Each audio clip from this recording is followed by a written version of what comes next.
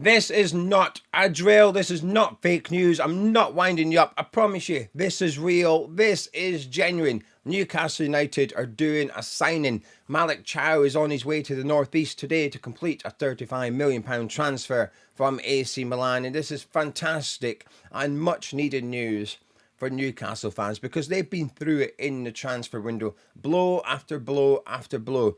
They've had Liverpool with Ekitike and Isak, they've had Man United with Mbomo and Sesko, just pain after pain. But this is really good news, and also I don't think it's that bad for Newcastle, this transfer window. I'm going to sprinkle some positivity for the Geordies, but one way to say it is true. Coming out of the season into the window, I felt Newcastle needed 3 plus 2. 3 main transfer targets and then 2 more. They needed a goalkeeper, they needed a centre-back that could play to the right of centre-back, and they needed a right winger. Well, they've got the goalkeeper, they've got the right winger, and now they've got the centre-back. Now the plus 2, and this has changed, the plus 2 for me was a striker to replace Callum Wilson, and then midfield depth. They still need to address both of those things, and now they're going to need to replace Alexander Isak as well. So the 3 main ones I consider done. Now the circumstances have changed because of Isak, so that striker is now a priority, as well as they need 2. They need 2 strikers.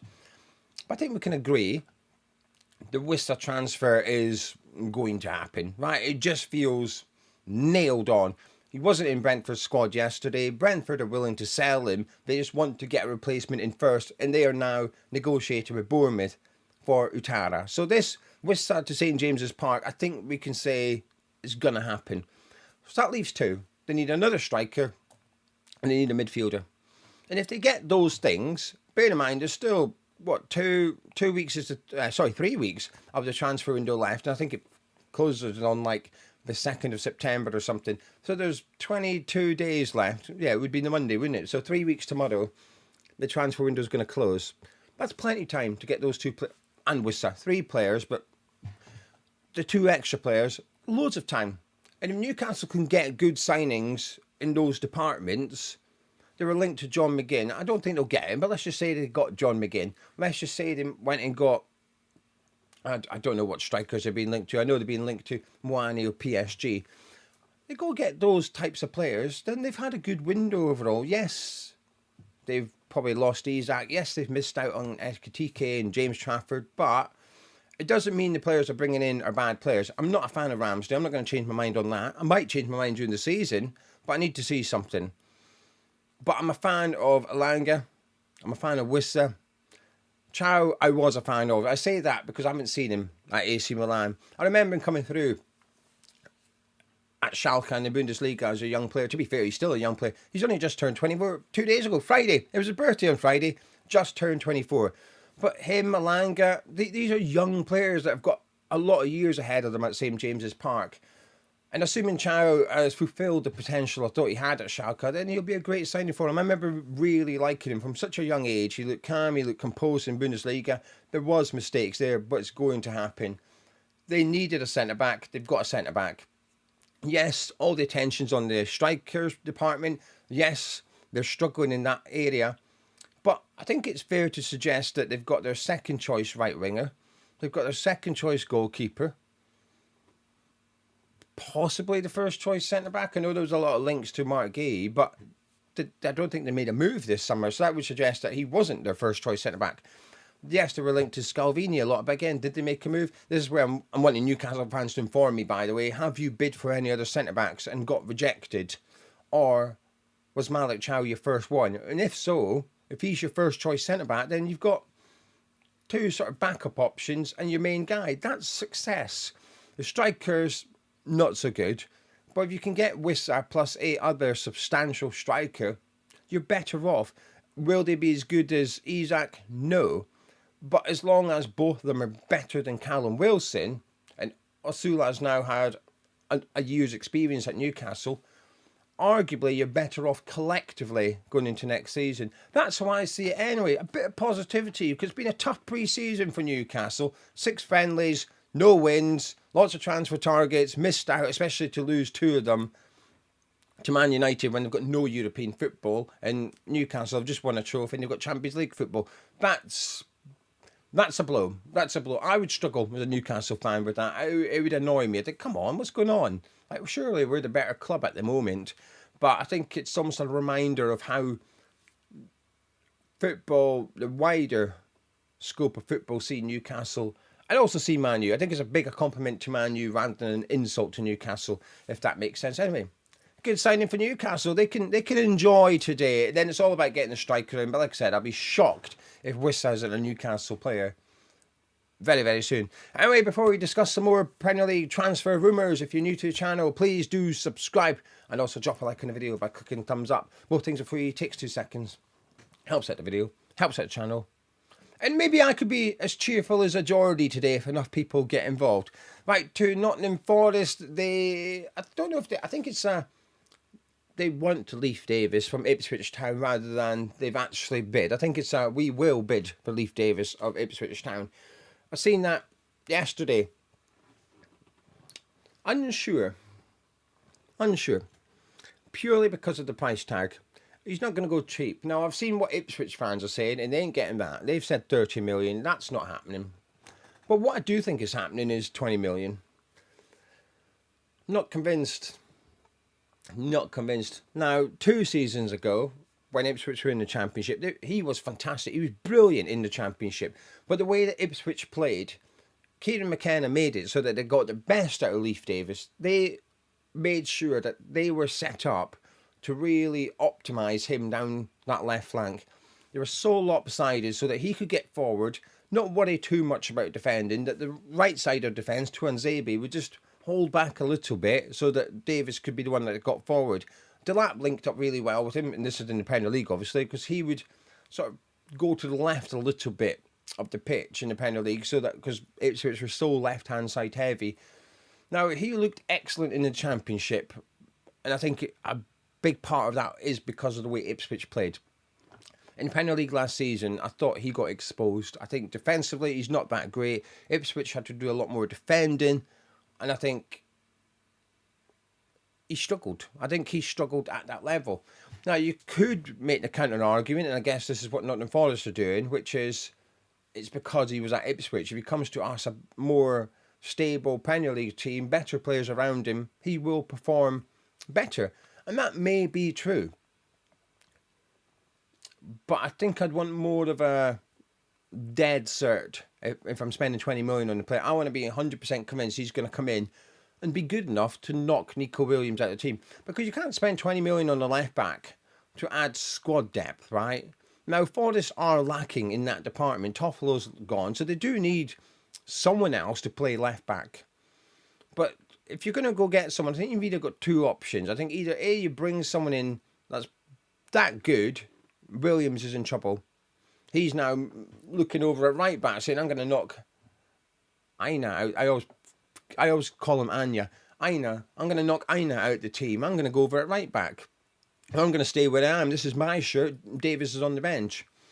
And I think that's what would happen, by the way. I'm a big Nico Williams fan. I am. I like him a lot. You can't spend 20 million on someone who can only play one position, because you're not bringing in a Swiss Army knife here. Like, I don't know, I'm just going to use a West Ham example. Kyle Walker-Peters can play right back, can play left back, can play right wing back, can play left wing back. He's come in to us on a free transfer, but he can cover 4 different positions, essentially. Leif Davis can only really do, well, let's be generous, left back and left wing back. He can do 2. I just want a bit more for 20 million, I think. I think there's better players out there for that use of funds. And I was a huge Leif Davis fan in Championship. I would have had him at West Ham last summer all day, any day. But watching him in Premier League last season changed my opinion a little bit, which is when he's at this level, up against much better right wingers, he struggles a bit. Because not all right wingers in Premier League come back. Almost at Ipswich, they relied on wingers following Leif Davis back, so when they won the ball and the transition was on, they were quite far back the pitch. Comes to the Premier League, the right wingers are basically like, you go forward, mate, I'm just going to stay up here, and when we get the ball, I'm going to break, and there's loads of space for me to run into. I think he ended up almost becoming a bit of a weakness for Ipswich last season, because McKenna's tactics were so... He was such a key part of that. and he wasn't performing, it falls down a little bit. So would it be a bad transfer for Nottingham Forest? No. But I don't think it would be a good one either. They've also got European football. They need squad depth. And I think I'd want to know how much money Nottingham Forest had to spend as well. Because if they've got 100 million left, then okay, that's fine. 20% of the budget, that's okay. But they've only got 40 million left. I'm not sure. I'm not sold. You can tell. I am not convinced by Leif Davis for 20 odd million. It's not 10 million, yes, 20 million, no. I'm just not convinced he starts over Nico Williams. Right, Chelsea linked again for the 100th time to Garnacho. I've not really discussed it all summer because it's one of those transfers that's just going to go on and on and on. I wouldn't be surprised if Garnacho's still at Man U in 2 weeks' time and there's only a week left of the transfer window because teams will be waiting. I've seen the price tag now. Man U want 50 million for him. It was higher. It was 60, 55, 50. It's dropping because no one's going in for him. And Chelsea aren't stupid. They know what they're doing. They're waiting. They've made it clear to Garnacho, we want you. Garnacho's probably made it clear to Chelsea and Man U. I fancy a move to Stamford Bridge. Thank you very much.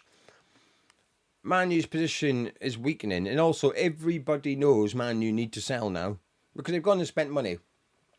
So Man U's policy this summer was, we are going to sell. We need to get rid of players. But they didn't have a we must sell before we buy policy. So, because if they did, it would have prevented them in the window. They wouldn't have been able to sign Sesko because they haven't sold anyone. So they bought players with the assumption they're going to sell players. Now, it's risky, but I like it. I like that strategy because it means you don't miss out on anyone. That you did get in Bournemouth, you did get Sesko, you did get Cunha. So they've got the players they want. But the payoff is you're now under pressure to move players on between now and the window closing. And Garnacho's the one who's worth a bit of money. So obviously, they're trying to get rid of Sancho. They're trying to get rid of Malacia as well. Some talk around Casemiro, but I can't see anyone taking him. Rashford's gone, but it's not exactly a hugely financial beneficial deal. Is Anthony gone yet? Is Anthony still at Man U? Nah, he must have. Is he? I'm going to have a look. Because he's someone that would be worth a few quid. But then again, there's probably only one club wanting him, and that's Real Betis again.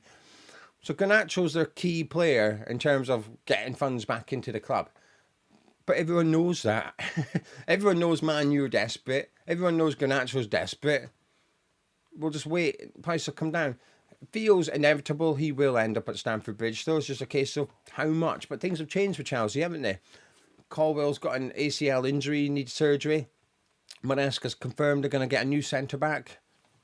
Oh, no. The 8 that they've got on their books isn't up to it. We're just going to buy a new one. Honestly, I think sometimes I see the players Chelsea are selling, Dewsbury Hall, Broja, getting 45 million for those 2 players. Petrovic, another 25 million. 70 million for those 3. There's a lot of funds coming into Chelsea, right? But then an injury happens. They've got quite a few senior centre-backs on their books. And it's not, oh, well, there's an opportunity for him. It's like, we'll just go buy another one. Mark Gay, you'd imagine, left-sided centre-back. I'd be surprised if this doesn't happen. Chelsea going for Mark Gay. We'll see. Chelsea going for Garnacho feels nailed on despite the centre-back issue. I say issue. In their eyes, it's an issue. As a football fan, I think we'll just make do with one of the midfielders you've spent 20 million on. Oh dear. My violin does not exist here. It's not coming out the drawer. Speaking of centre-backs, Sunderland are in for Alderete of Getafe, £12 million. Never heard of him, so I'm going to move swiftly on. My team, West Ham, made a sign-in. Mads Hermansen of Leicester City, 15 million. Oh, well, 15.5 million. 15.5 million. 2 million of potential add-ons as well. Bargain, absolute bargain. I'm delighted with that. I thought he'd cost between 20 and 25 and that's all in. So to get him for that little, very happy. Not a big fan of Areola, big fan of Hermansen. I think it's going to really benefit us like that. Hopefully, with a week under his belt, Potter will be ready to play him against Sunderland next weekend. But I'm buzzing with this one. I'm really pleased that we've got him. And I think we've got him at a good price as well. Mads Hermansen is at the ball. Sesko is at Old Trafford. They finally got the man. it just took him a little while to negotiate with Leipzig. That was all. Imagine having the pool of Man U where you know that all you have to do is just rock up to a transfer negotiation and the player's going to pick you. Makes everything a lot easier, doesn't it? It's a lot of money though, isn't it? 80 million. Now, I'm a big Sesko fan. But that is a lot of money to be forking out for someone who's still quite raw. He's not perfect, but he's only 22. I think he could go on and become... I'm bottling saying world class here. Elite striker. He could go on and reach that top level. I'm a big fan of him. Man U have got a bit of a team now, haven't they? I'm going to have to reevaluate how I thought Man U would get on this season, I think. Cunha and Bomo, Sesko. I'm a bit jealous, actually. That's a good front three. I'm going to have to reevaluate. I don't think they're going to be in a relegation battle. I'm only joking. As in... You get what I mean. I thought they were going to be fine anyway. I'm just playing. Anyway, another player Man U are trying to offload is Rasmus Højlund. Now, despite Newcastle United being absolutely desperate for a striker, gagging for a striker, can't sign anyone, take anyone. Even they're not even being linked to Rasmus Højlund. Do you know something? I don't mind him, Højlund. He's not a good striker. But when I see a striker working hard, and I think he does, I've always got a little bit of... Well, not just a striker, any player. If I see a player giving 100% on the pitch, there's always a bit of me, regardless of who it is, usually, there's always a bit of me that sort of wants him to do all right. I find myself rooting for him a little bit. And I think at times last season, I was watching Man U and with Højlund, and he was just... working so hard and there wasn't much falling his way, and I just felt a bit sorry for him. There's a couple of half chances he'd have and he didn't take them, and you could just see like the small bit of confidence that was remaining in him just evaporate from his body after he took the shot on, and I felt a bit bad, I'm not gonna lie. I think there's a decent striker there. Will he go on and be an elite striker? I don't think so, no, but he can still be a very handy striker. Strongly linked to AC Milan, £40 million, who, man, you know, have a bit of money now.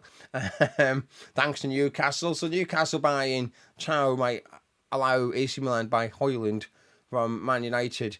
So it'll be interesting to see where he goes. But he's not keen, Højlund. He's not keen to leave Man U. He wants to stay at Old Trafford and make a success of it. But that's sort of my point. He's so determined to prove his talent. And even signing Sesko, he's still, no, I want to stay here. I want to show what I can do. I think a loan move would be good for him. Get away from Man U for a year, because there is a lot of pressure when you go to that club. It's huge. Man U are huge. You have a bad game, it's on the back pages of all the newspapers. Everyone's talking about you. I actually think, in a weird way, a move to St James's Park wouldn't be the worst thing in the world for him.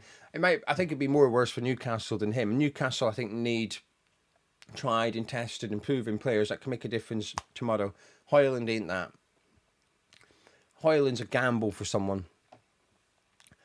So I think Newcastle would be good for him. I just don't think he would be good for Newcastle. But it'd be interesting to see where it goes. In a weird way, I'd like to see him stay in the Premier League and see what he can do. And then he might be able to go back to Man U next summer as a player with his pecker up a little bit of confidence, go back there a different player and see what he can do. But looks like he's going to have to leave Old Trafford in one way or another. And that's it for me. Thank you very much for joining me on this Premier League transfer show. Get involved in the comments below. Don't be shy. Let me know who you support, how your team's getting on. A week to go until the Premier League season kicks off. I'm not going to lie, I'm getting a bit excited watching Championship football this weekend. It's got me back in. I tried League 1, League 2 the weekend before. But the games that was on, certainly the first one, Luton Wimbledon, wasn't the best advert for football. Watch a couple of Championship games this weekend. Just drawing me back in. I'm looking forward to it. Community Shield today. Up the Palace. Anyway, thank you very much for joining me. Please do drop a like on the video by clicking the thumbs up button if you haven't done so already. Subscribe if you're new to Tartan. I'll catch you tomorrow.